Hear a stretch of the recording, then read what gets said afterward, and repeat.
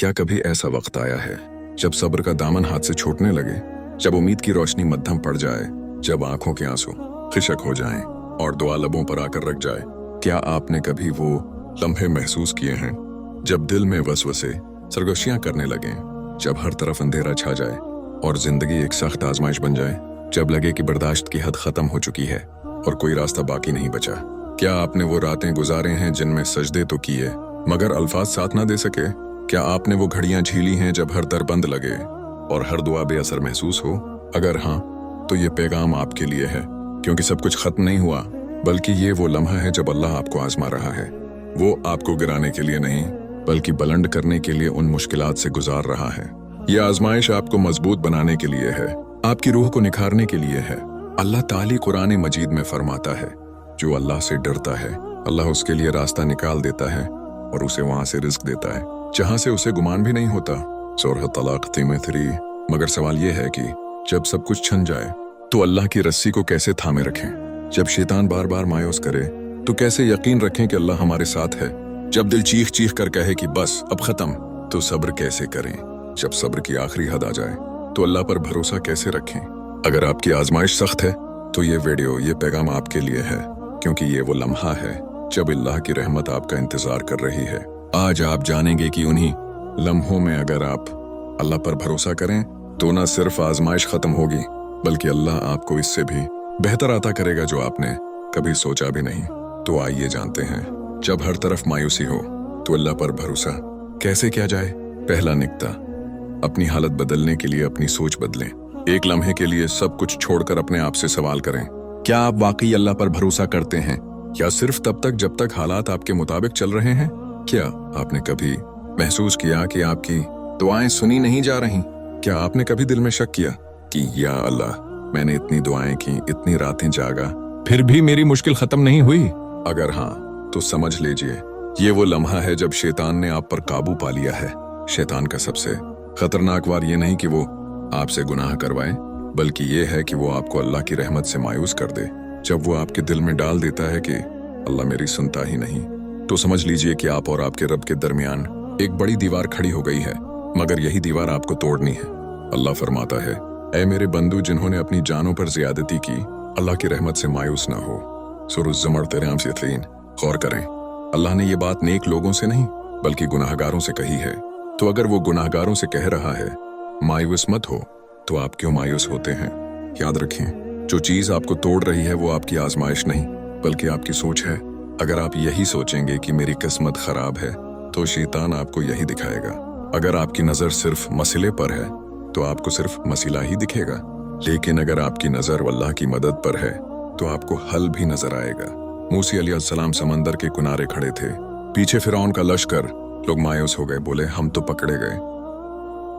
लोग कहने लगे हम तो पकड़े गए, मगर मूसा ने कहा हरगिज़ नहीं, मेरा रब मेरे साथ है, वो मुझे रास्ता दिखाएगा। यही ईमान हमें रखना है। रास्ता नजर नहीं आ रहा और रास्ता नहीं है, ये दो मुख्तलिफ बातें हैं। रास्ता है मगर अल्लाह उसे वक्त पर दिखाता है। दूसरा निक्ता, मायूसी का पहला वार होते ही अल्लाह की पनाह लें। जैसे ही दिल बोझल हो, उम्मीद टूटने लगे, फौरन ये अल्फाज कहीं, हस्बुनल्लाहु व निअमल वकील, अल्लाह हमारे लिए काफी है और वो बेहतरीन कारसाज है। ये सिर्फ अल्फाज नहीं, ये एक ताकत है। जितनी बार आप ये कहेंगे, आपका दिल इतना ही मजबूत होगा, और जब कभी आजमाइश नाकाबिले बर्दाश्त लगे, फौरन सजदे में गिर जाएं। कुछ ना कहीं, बस अल्लाह के हुजूर अपना सिर रख दें, आंसू बहने दें। आप खुद महसूस करेंगे कि दिल का बोझ हल्का हो रहा है। आज से अहद करें, मायूसी का पहला वार होते ही फौरन हस्बुनल्लाहु व निअमल वकील पढ़ना है, ताकि शैतान के हर वार को तोड़ा जा सके। ये तो पहला कदम था। अब अगले निक्ते में जानेंगे कि जब दुआ कबूल ना हो रही हो तो अल्लाह पर भरोसा कैसे बरकरार रखा जाए। सब्र और दुआ का असल मतलब का जहाँ पहला हिस्सा खत्म हुआ था, ये तो पहला कदम था, वहां से आगे। और यही वो लम्हा होता है जब तुम्हारा ईमान आजमाइश से गुजरता है।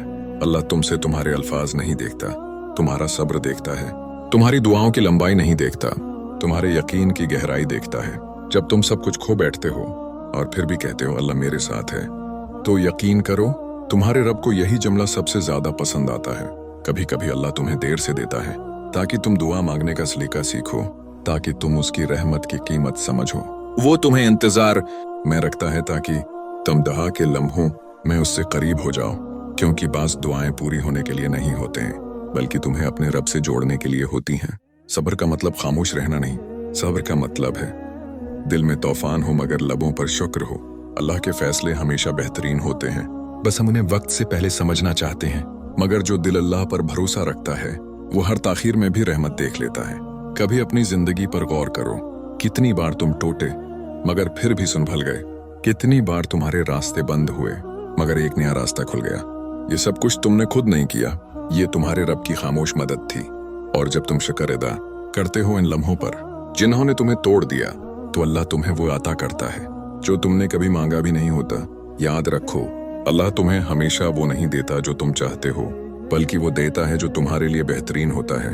तुम्हें वक्ती दुख देता है ताकि दायमी सुकून मिले। इसलिए अगर आज तुम्हारी दुआ कबूल नहीं हो रही तो मायूस ना हो सकता है अल्लाह तुम्हें उससे बेहतर चीज के लिए रोक रहा हो। अपने दिल को यकीन से भर लो, अल्लाह तुम्हें कभी अकेला नहीं छोड़ता।